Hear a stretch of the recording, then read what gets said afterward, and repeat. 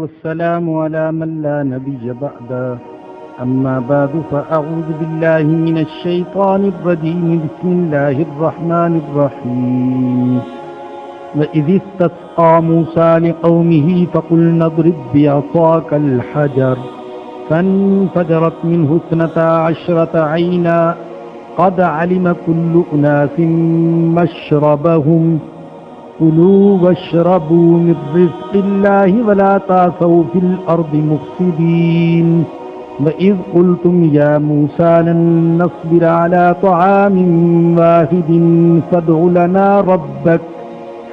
لنا ربك يخرج لنا مما تنبت الأرض من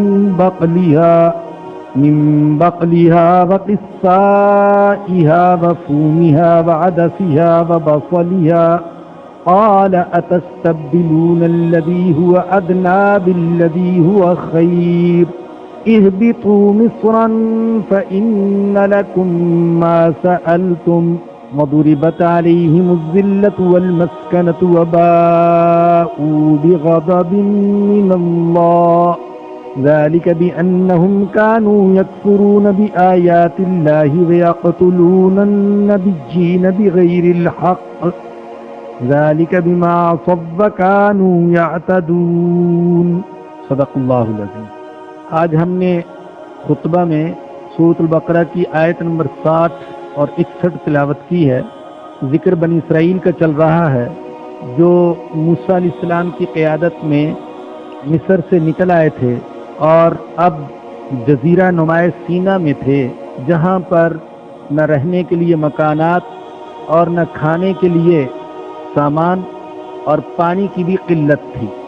جب پیاس کی وجہ سے تکلیف ہوئی تو وہ موسیٰ علیہ السلام کے ساتھ لڑنے جھگڑنے پر آمادہ ہو گئے۔ بڑی بدتمیز اور بے ادب قوم تھی بنی اسرائیل۔ حضرت موسیٰ علیہ السلام نے اللہ کی طرف رجوع کیا اور استسقا کیا۔ استسقا کا معنی ہے پانی طلب کرنا۔ صلاۃ استسقا آپ نے یہ نام سنا ہوگا۔ جب قحط سالی کے آثار ہوں، بارش نہ ہو، تو پھر اللہ سے نماز پڑھ کر بارش کی دعا کی جاتی ہے۔ اس نماز کو صلاۃ استسقا کہا جاتا ہے۔ اس کی ایک صورت تو یہ ہے کہ کسی بھی نماز کے بعد اللہ سے بارش برسنے کی دعا کی جائے۔ حدیث میں آتا ہے کہ ایک بار نبی اکرم صلی اللہ علیہ وسلم جمعہ کے دن منبر پر تشریف فرما تھے۔ ایک دیہاتی حاضر ہوا، عرض کیا یا رسول اللہ، بارش کے نہ برسنے کی وجہ سے سب لوگ بہت پریشان ہیں، آپ اللہ کے حضور بارش کی دعا کیجیے۔ حضور اکرم صلی اللہ علیہ وسلم نے اللہ کے دربار میں ہاتھ اٹھا دیے۔ صحابہ اکرام کہتے ہیں کہ اس وقت مدینہ کی فضا میں آسمان پر بادل کا کوئی ٹکڑا نہ تھا، لیکن حضور کے دعا کرتے ہی نامعلوم کہاں سے بادل امڑتے ہوئے چلے آئے اور کچھ ہی دیر بعد بارش برسنا شروع ہو گئی۔ اور ایسا بھی ہوا کہ ایک بار نبی اکرم صلی اللہ علیہ وسلم نے بارش کی دعا فرمائی تو بارش مسلسل برستی رہی۔ پہلے بارش کے نہ برسنے سے پریشان تھے اور اب بارش کے زیادہ برسنے سے پریشان ہو گئے۔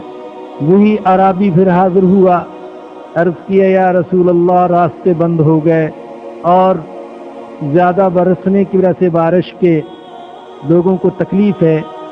اللہ کے نبی نے پھر اللہ سے دعا فرمائی کہ اے اللہ، ہمارے ارد گرد کے پہاڑوں پر تو بارش برسا، ہم پر بارش نہ برسا۔ چنانچہ بادل پہاڑوں کی طرف چھٹ گئے۔ بعض دفعہ ایسا بھی ہوا کہ نبی اکرم صلی اللہ علیہ وسلم باقاعدہ نماز پڑھنے کے لیے عیدگاہ میں تشریف لے گئے، جیسا کہ ایک حدیث میں آتا ہے نبینا صلی اللہ علیہ وسلم خرج الی المصلی متواضعا وحبل رداءہ ثم صلی رکعتین۔ حضور اکرم صلی اللہ علیہ وسلم عیدگاہ کی طرف تشریف لے گئے اور بہت تواضع اور عاجزی کے ساتھ تشریف لے گئے اور اپنی چادر کو بدلا اس طرف کو ادھر کر دیا، ادھر کو ادھر کر لیا، نیچے والے حصے کو اوپر، اوپر والے حصے کو نیچے۔ ہماری فقہ کی کتابوں میں اس کا مستقل ایک طریقہ بھی لکھا ہوا ہے کہ چادر کیسے بدلی جائے گی۔ یہ چادر کا بدلنا گویا کہ نیک فالی تھی کہ اے اللہ جیسے میں نے چادر بدلی، اے اللہ ایسے ہی تو ہمارا حال بدل دے۔ چنانچہ اس موقع پر بھی حضور اکرم صلی اللہ علیہ وسلم کی دعا قبول ہوئی اور بارش برسی۔ تو یہ امت کے لیے سنت ہے۔ امام ابو حنیفہ رحمۃ اللہ علیہ فرماتے ہیں کہ ضروری نہیں ہے کہ استسقاء کے لیے شہر سے باہر ہی جائیں یا باقاعدہ نماز کا جماعت کے ساتھ اہتمام کریں اور پھر دعا کریں، بلکہ کسی بھی نماز کے بعد اللہ سے بارش برسنے کی دعا کی جا سکتی ہے۔ تو بنی اسرائیل نے حضرت موسیٰ علیہ السلام سے پانی مانگا، حضرت موسیٰ علیہ السلام نے اللہ سے مانگا۔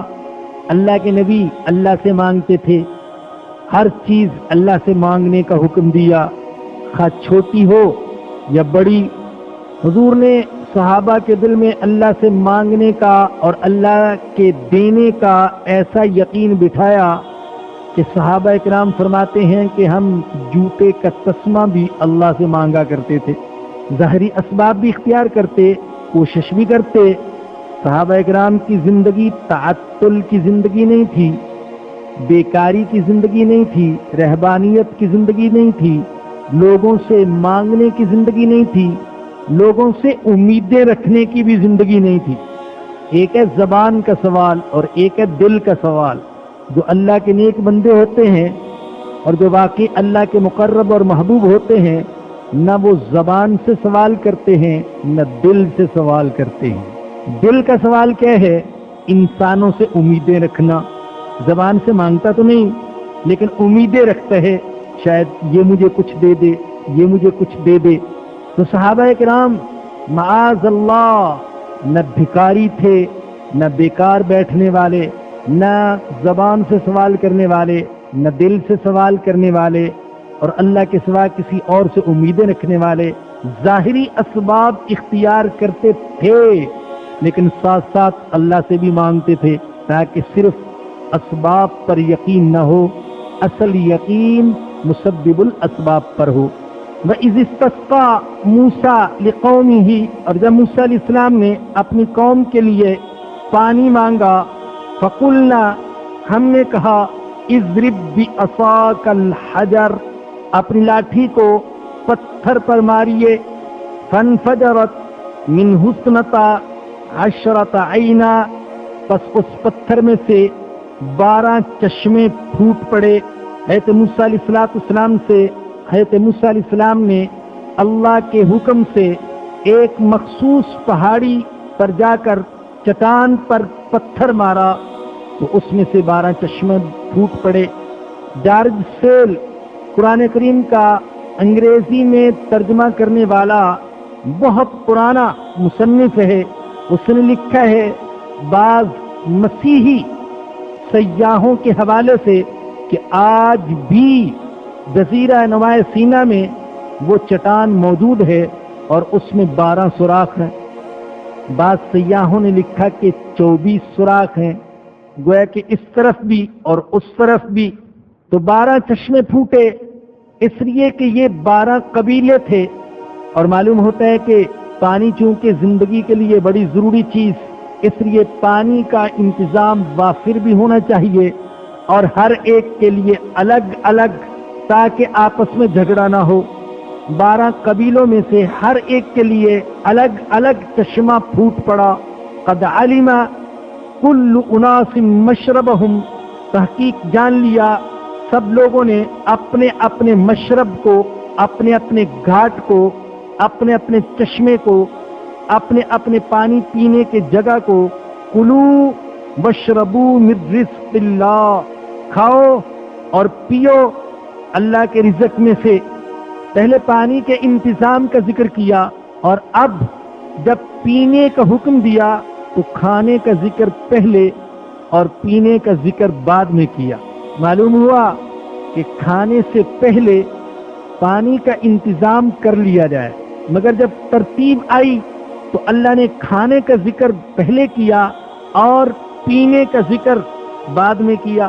سورہ مریم میں بھی ایسے ہے، حضرت مریم علیہ السلام کو اللہ نے جبرائیل علیہ السلام کے ذریعے سے آواز دی، فناداہا من تحتہا اللہ تحزنی قد جعل ربک تحتک سریا، اے مریم تیرے نیچے ایک نہر پانی کی ہم نے جاری کر دی۔ اب انتظام کا ذکر تو جب ہوا تو پانی کا انتظام پہلے اور کھانے کی چیز کا انتظام بعد میں۔ وَهُزِّي إِلَيْكِ بِجِذْعِ النَّخْلَةِ، اس کھجور کے درخت کو ہلاؤ تو تم پر تازہ کھجوریں گریں گی۔ فَكُلِي وَاشْرَبِي، پس کھاؤ اور پیو۔ تو جب انتظام کی بات ہوئی تو پانی کا انتظام پہلے اور کھانے کا انتظام بعد میں، لیکن جب ترتیب کا وقت آیا تو کھانے کا ذکر پہلے اور پینے کا ذکر بعد میں کیا۔ یہاں پر بھی فرمایا کلو واشربو من رزق اللہ، کھاؤ اور پیو اللہ کے رزق میں سے۔ اسلام میں خام خواہ کی سختیاں نہیں ہیں، شریعت کے دائرے میں رہتے ہوئے اور شریعت کی حدود میں رہتے ہوئے پر تکلف قسم کا کھانا کھانا بھی جائز، لباس پہننا بھی جائز۔ تقویٰ اور اللہ کا تقرب یہ کسی خاص قسم کے کھانے میں نہیں ہے اور کسی خاص قسم کے لباس میں نہیں ہے۔ جو حلال کھانے ہیں، ہر قسم کے کھانے کھائے جا سکتے ہیں اور ہر قسم کے مشروبات پیے جا سکتے ہیں۔ اگر ایسا کھانا ہو اور ایسا مشروب کہ کھانے اور پینے کے بعد دل کی گہرائی سے الحمدللہ نکلے تو بہت اچھی بات ہے۔ اس لیے بعض بزرگوں سے یہ منقول بھی ہے اور بعض کا معمول بھی ہے کہ ٹھنڈا پانی نوش کیا جائے تاکہ گرمی میں جب ٹھنڈا پانی نوش کرے تو دل کی گہرائی سے الحمدللہ نکلے۔ خود نبی اکرم صلی اللہ علیہ وسلم میٹھا اور ٹھنڈا پانی پسند فرماتے تھے اور آپ کے لیے بقدر وسائل اور بقدر استطاعت ٹھنڈے اور میٹھے پانی کا انتظام کیا جاتا تھا۔ ایک حدیث میں سرور دو عالم صلی اللہ علیہ وسلم نے فرمایا، کھاؤ جو چاہتے ہو، پہنو جو چاہتے ہو، بس شرط یہ ہے ایک تو اسراف نہ ہو، فضول خرچی، اور دوسرے تکبر نہ ہو۔ ایسا نہ ہو کہ لباس میں اسراف کرے، فضول خرچی، 100 جوڑے رکھے ہوئے ہیں، بعض جوڑے ایسے کہ پہننے کی نوبت ہی نہیں آتی، الماریاں بھر رکھی ہیں۔ اسراف یا لباس پہننے کا مقصد دوسروں پر اپنا روب بٹھانا، دوسروں کو مرعوب کرنا، دوسروں کو ان کی غربت کا اور اپنی امارت اور ثروت کا احساس دلانا، یہ تکبر ہے۔ فرمایا کہ یہ نہ ہو تو پھر ہر قسم کے کھانے کھائے جا سکتے ہیں اور ہر قسم کا پہناوا پہنا جا سکتا ہے۔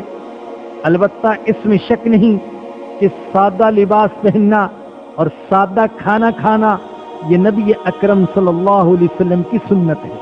کلوا واشربوا من رزق اللہ ولا تأسوا فی الارض مفسدین